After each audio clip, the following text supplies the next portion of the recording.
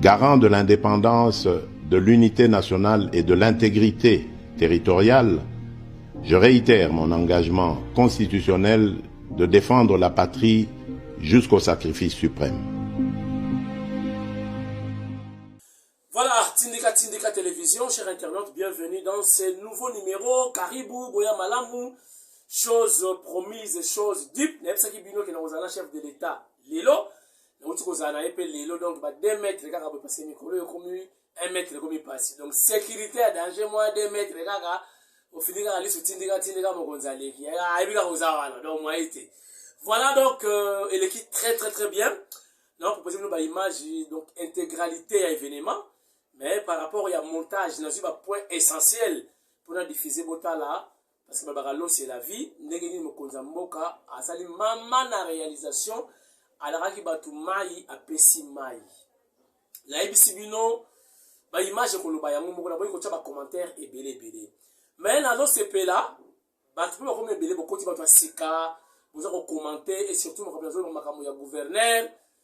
Mais mingi beaucoup de finga ce n'est pas bon on a finga batute na ko zo pena na sala na TikTok te na zui commentaire na yo na tena kombo na on répondre yo wana philosophie émission baby de fait que ta émission na nga au koti mo $1 pour na nga na gagner mais bo finga te oyo na ko sala ti mutu mo ko milinga na kino na kanisa kayo za mayele menzuko za kazoba donc mutu pena sala émission annonce, développement, la conclusion. Attends, la qui t'était là. À la zoba. Donc, yo zamayele. Toi, yeba ni toi ba congolais. Au gré des vagues, muta koma ngo noko na hote. Les loups et l'agneau, muta koma ngo tata na hote. Les corbeaux et les renards, muta koma ngo yote. Donc, ceux qui n'ont pas communion sur un ouvrage na tangi. Famille na yo ezate donc ba ka ndenge mo tonga yote mutu sala bouton famille yote mutu sala siko en quoi yo be nga zoba yo za maele siko na nini pour maréchal yote sala yango voilà landa émission tina suka o comprendre nazo loba nini pour ngai priorité ya gouverneur ezali ko buka banda côté yebisanga le contraire toi na matanga tu ebite sénateur akufi na nini na moto ndako eziki la limité 3e niveau sénateur asali makasa bimisa bana yemo kwa akufi donc ville lokola ville ya Kinshasa tozala ba bombero te ba pompier bazate ville Kinshasa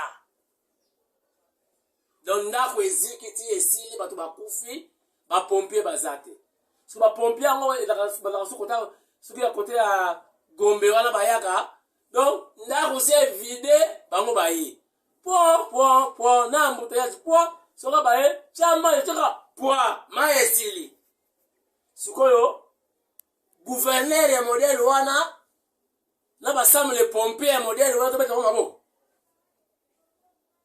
wana sam les pompiers wana sama les pompiers na uti koleka na kitambo pona ko sala émission awa na yolo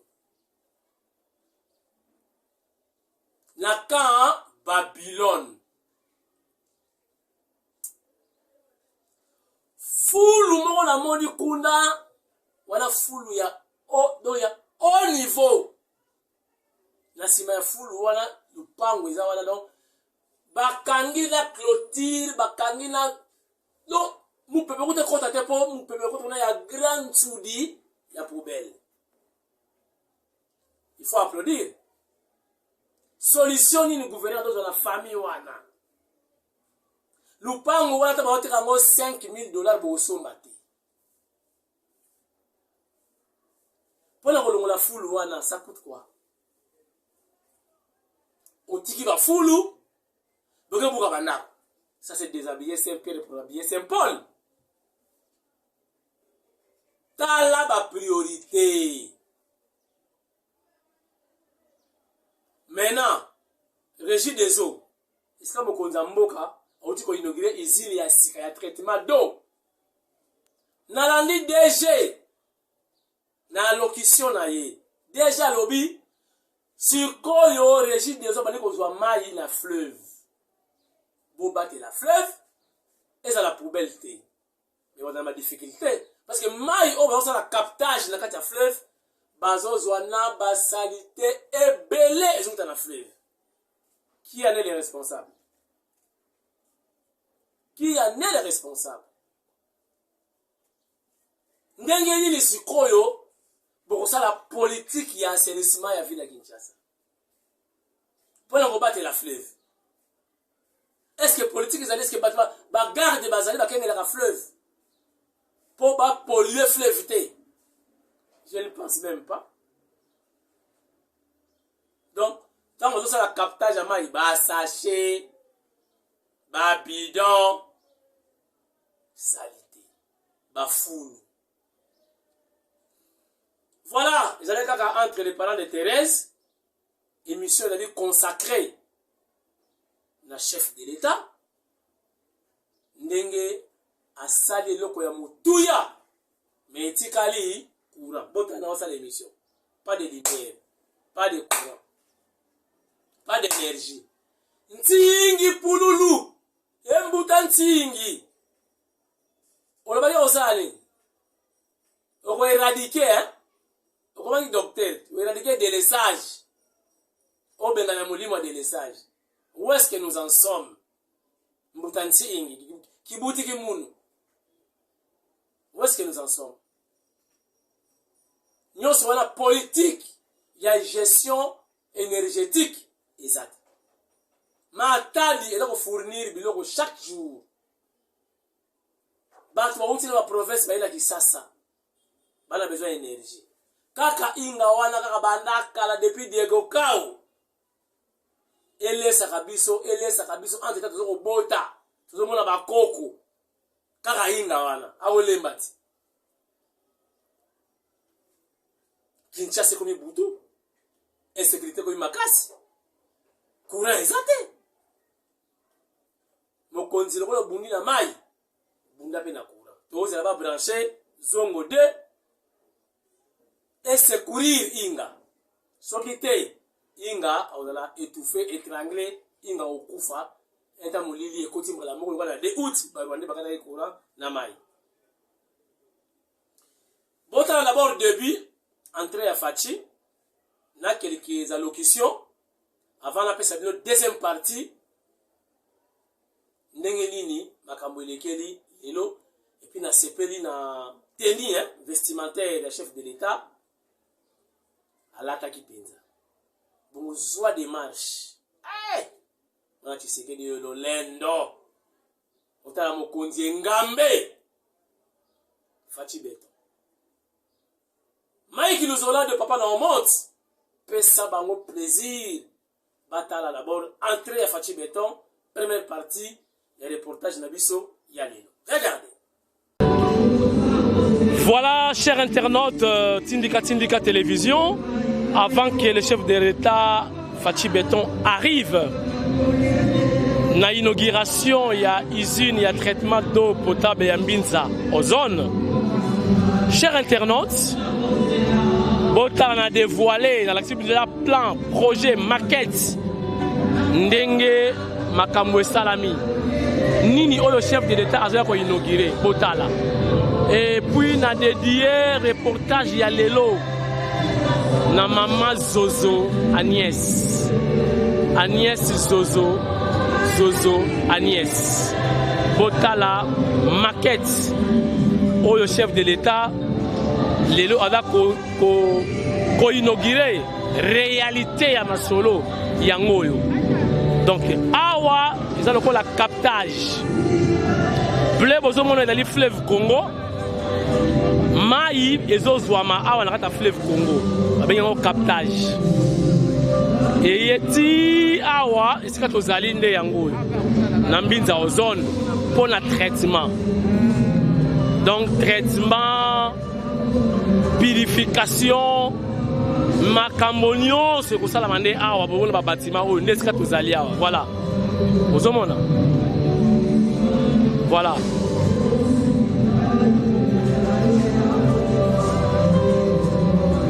Botala sikoyo ba centre ndenge epanzani awa awa ndenge ba étape, hein, ba étape. Aussi la sala émission awa na théorie wana ba étape. Ba étape ndenge maye yaka ndenge ba ko vendre ba ko traiter ba ko purifier ba ko do eza musala makasi. Mais eloko motuya na ko yebisa bino na reportage ya lelo ezali que d'habitude boyebi que chlore produit oyo ekutaka très cher mpona kotraite mai kopurifie mai po ekoma potable bato bakonsome. C'est fini mpona kosombaka chlore libanda ya mboka. O chlore ezomwana te esili botala bâtiment ozomona na suka kuna. Donc bâtiment wana musala nango ezali fabrication ya chlore. Donc désormais Régie des eaux akobana ko fabriquer alo produire chlore yemoko awa na Kinshasa. Pe a purifier mai awa, a zupe mai awa, a traiter mai awa, a pesi batu mai awa, bosokoli awa, bomeli awa, bosokoli bilamba awa. Mais loko moko na moni awa te babengi yango rejet. C'est-à-dire après qu'on capte maï, donc oh il y a le centre de captage. Donc si on a maï awa et mati et keiti na centre de traitement, n'est-ce que tu allez awa na place de distribution. Maintenant souka na yango maï oh etika la ya salité wana. Bakozongi saka yango lisusu na fleuve. Ne ba bengi yango rejet. Mais na moni awa ezate na maquette. Donc ezana ba tio moko ezana fleuve kuna ezonga na mai. Donc o ezali captage badozo mai awa mai ekei ba traiter salité wana ezonga lisusu na fleuve babengi yango rejet. Mais na maquette ba tiete je ne sais pas pourquoi. Donc voilà, on a dévoilé quand même un secret avant que le chef de l'État puisse arriver effectuer son entrée. Awa na usine il y a traitement d'eau potable, il y a mbinza ozone, mais quand même je vous mis au parfum. Il y a événement à l'élo, aujourd'hui déjà esquelette, il y a makambo egolega awa na mbinza ozone. Oezali tindika télévision. Je vous rappelle maman Zozo Agnès ndena dédié émission mobimba ya lelo. Ezala raté azwa yango.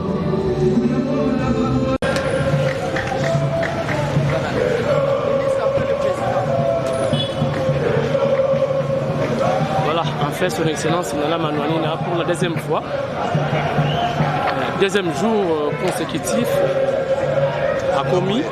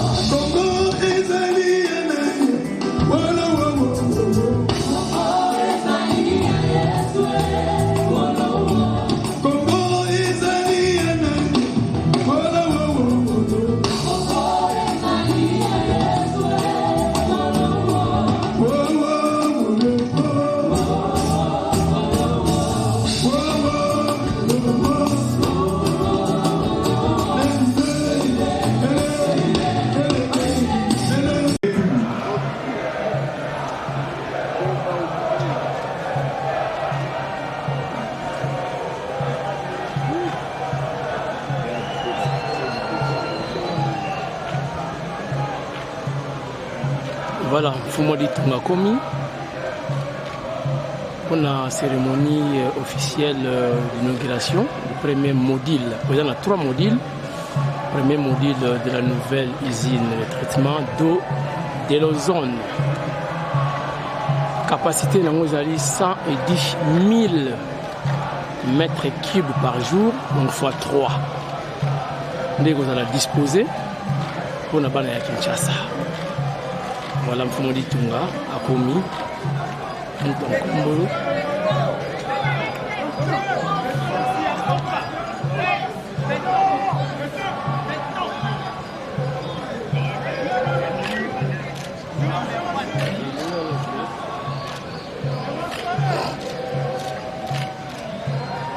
Monsieur le Premier ministre, chef du gouvernement, Monsieur le Président du Conseil supérieur de la magistrature, Monsieur le Président du Conseil économique et social, Messieurs les Présidents des institutions d'appui à la démocratie, honorables députés et sénateurs, Mesdames et Messieurs les membres du gouvernement, Monsieur le directeur de cabinet du chef de l'État, en République démocratique du Congo, Mesdames et Messieurs les membres du cabinet du chef de l'État, Mesdames et Messieurs, distingués invités, il vous souvient que c'était un lundi 23 décembre 2019 pour la construction du premier module d'un complexe moderne de traitement d'eau potable de la régie des eaux ici à Binza-Ozone.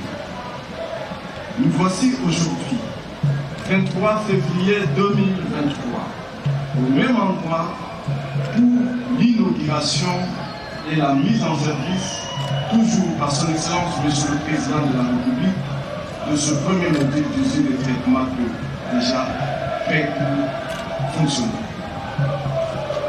Suite à l'implication personnelle de son Excellence Monsieur le Président de la République, chef de l'État, le résultat obtenu ce jour a été rendu possible grâce au financement de la Banque mondiale, dans un premier temps dans le cadre du projet d'alimentation en eau potable au milieu urbain, PMU en cycle, qui a été clôturé au 30 juin 2021. Puis, dans un deuxième temps, s'il vous plaît, dans le cadre du projet Kin Elena. Monsieur le Premier ministre, chef du gouvernement, Excellences, Mesdames et Messieurs, membres du gouvernement, honorable président de l'Assemblée provinciale de la ville-province de Kinshasa, Monsieur le gouverneur de la ville-province de Kinshasa, Mesdames et Messieurs, distingués invités, à vos titres, rangs et qualités respectifs.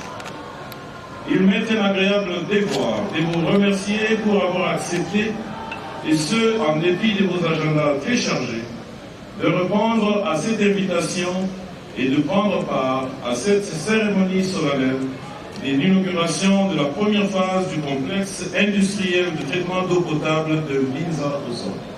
Vive la régie des eaux, je vous remercie. Voilà, merci Mike Luzonadio, nous sommes de retour sur ce plateau de Tindika Télévision. On a la première partie Botali, mais je vous rappelle, Tozongeli, Nikoloyo, Robal Narafachi, régulièrement na Tindika Ndingi Zalagi Liboso. Moi, occupation Zalagi Pemwa Mingi, mais cette fois-ci, c'est la communication, la présidence, Tindika Zalao. Tala à lobby, président y était, mais la salle vidéo, 16 000 vues déjà. Donc, Tozongeli, l'activité à président Mikolo Fachi, pamba na Tindika. Voilà, Botala Sikoyo, deuxième partie, où nous avons la visite guidée. Chef de l'État, qui a visité l'installation, biloko nyonso, oyo décision asali, mais Mbongo et Outina, Fonds monétaire international. C'est ça? FMI, hein? FMI. Donc, Fonds monétaire international. Non. C'est Banque mondiale. Banque mondiale. Bon, non, 4. Voilà, donc, bon, outil la Banque mondiale. Va gérer yango bien. Va sali première partie. Deuxième, troisième pesali. Oyo ke mai okoma na kisasa oyo na ebiti. Mais en tout cas, félicitations. La régie des eaux, vous gérez mbongo bien. Misala et Monani, chef de l'État qui vraiment épaté, très ému. Je crois à l'image et puis mon konzambo comme la journaliste. Azo tout le temps interroger DG Chilumba. Il y a régie des eaux pour azala ba détail yemoko basali nini et puis on a sepel mon konzambo tout est-ce que voiture ont utilisé voiture métallique ou bien voiture en plastique. Ah, en tout cas, mon konzambo la kaboy na ba détail. Pas trop de commentaires. Donc, vous souhaitez botalango en image. Et puis, fin, il y a émission. Il y a un mot na soka moso. A préféré qu'il peut aller dans la tindika pendant 2 secondes. Mais ça lui fait plaisir pour Azali président. Il y a Assemblée nationale. Puis, papa Nabiso, il y a des niveaux. To sololi na après interview. Le kola, papa Namwana, Naninga Osakarati. Merci beaucoup. Samedi prochain. Beaucoup de Sikoyo, Fachi Béton, na CAC. Non, qu'est-ce que je dis? C'est samedi. Voilà, c'est samedi. Fachi Béton, na sommet à CAC, et vous savez, awa Kinshasa, tindika, à cause de la lisusu. Beaucoup de images, kakanege mosepelaka. Avec des commentaires, na ba les à côté. Ou peut-être, na ba chaîne mususu, bomo na ramoti. Moi, la particularité nangai, particularité Nabiso. Merci et à très prochainement. Bye bye. L'eau potable, 110 000 mètres cubes par jour, qui est équipée d'une surface moderne de Trémonto, d'un laboratoire, de bâtiment de pompage, etc. Nous pouvons dire qu'aujourd'hui, cette usine est bien équipée à traiter et fournir de l'eau potable qui répond aux normes de l'OMS. Excellent.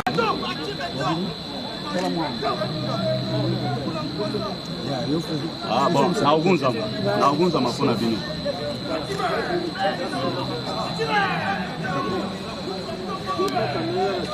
Fecha hapo. Sasa ngote camarade. Voilà, c'est ça de je pense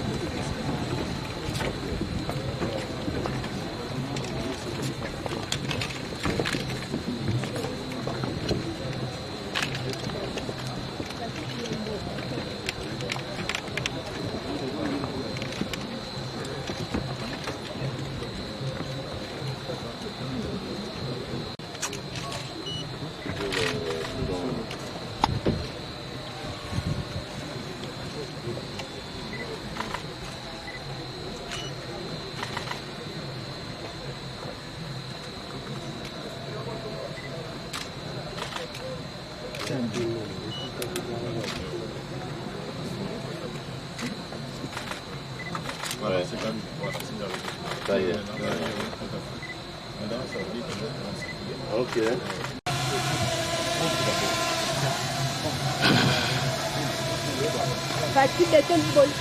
Mokonzi ya mboka aza kodévoile basigne masolo ya mai Banani basali musalango, chantier et tout, complexe à traitement d'eau. Donc, Konzamboka, Alusala Musalamaye, Alula Kisabiso, un vrai, Ouyo, Alaraki Batu, Aloba qui peut asali. Donc, la réalité, Yangoyo, Maï, l'eau c'est la vie, Malobi, eau potable, n'est ma cam. Voilà.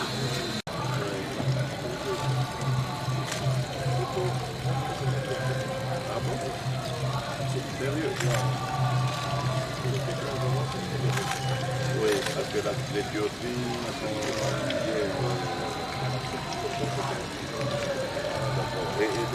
c'est quoi le remède pour soigner les tuyauteries? Boyoki luna sepela na fachi ado poser ba question mbalamu waye ba yoka bozoka yoka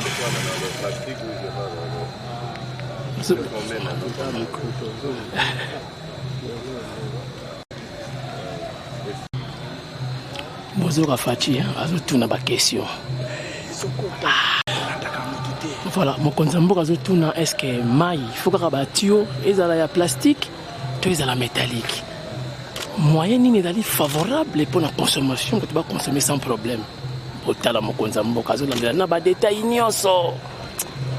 Mon konzamboka bazi wapi?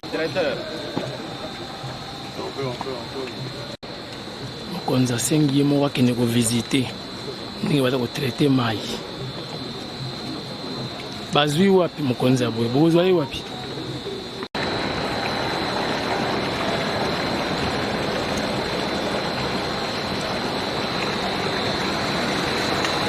Donc voilà, donc moi il outil la fleuve. Ouais, outil la fleuve na captage. Ah ouais, c'est quoi na traitement. Ouais. Ah ouais, traitement na pompage.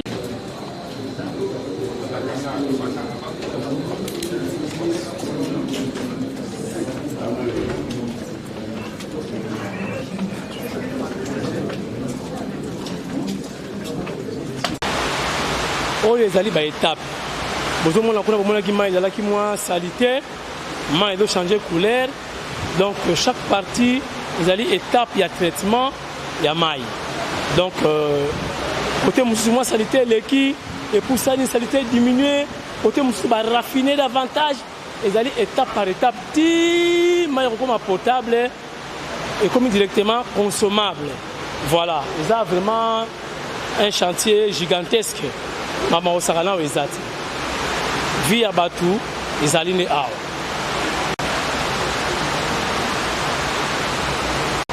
Voilà, donc Fachi Béton, nous avons un déploiement. Mais ce qui est exact côté sécurité, Bota la soda, donc Basilika Kala, donc Basilika na 4 heures. Bota la positionnement, blague exact. Donc côté sécurité, mais ce qui est exact, pour l'autre, route une autre côté. Or, comme à vous tous, Bota la Rabino Mogo.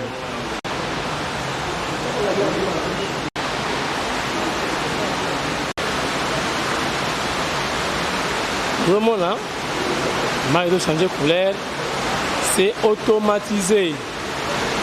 Voilà. Oh, nous avons la salité, les déchets, nous avons la fleuve.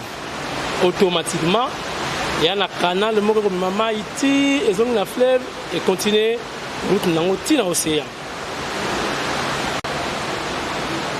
Au moins, évolution à maille et subir déjà le traitement, produits chimiques. Le modèle, et voilà.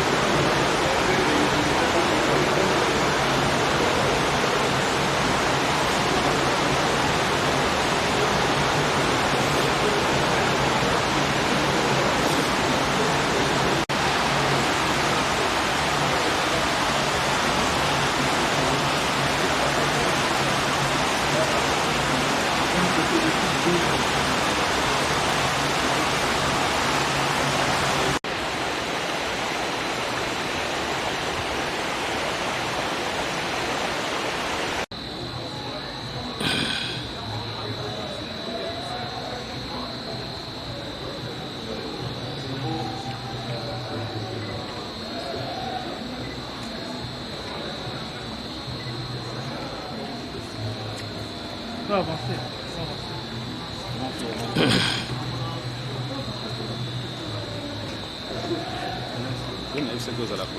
Ils ont ok.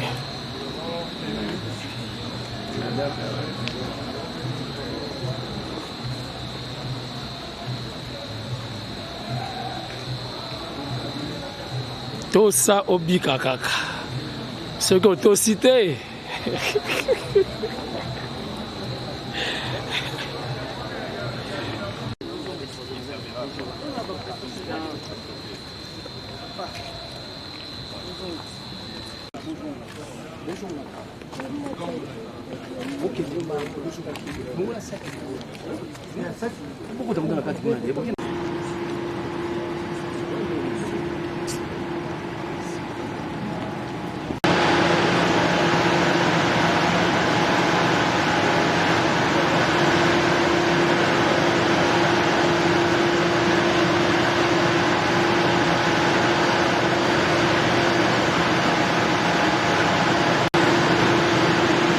nyonso ya sika sikatenda na sikatenda oyo siko pompage hein? Donc salle ya pompage donc mai oyo déjà filtré traité comme potable c'est à partir d'ici bazo pomper sikoyo na bandako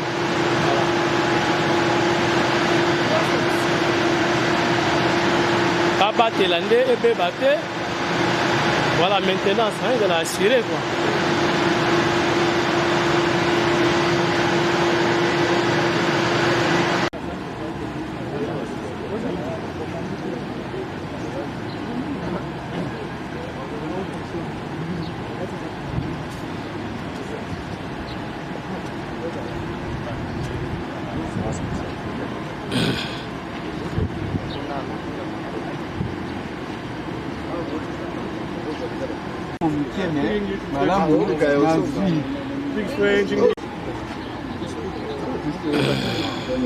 别了，我挂了哈，人家要录像了，别打扰人录像。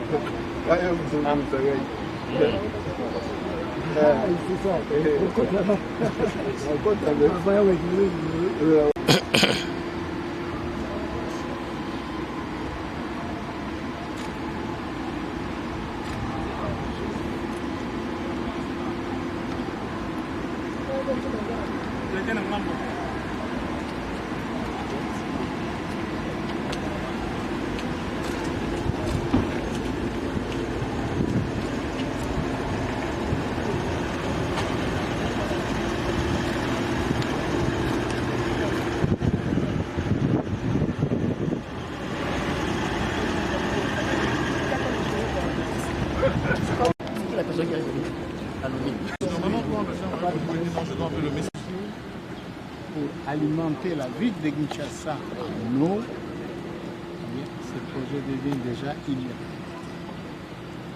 Et ça va se poursuivre.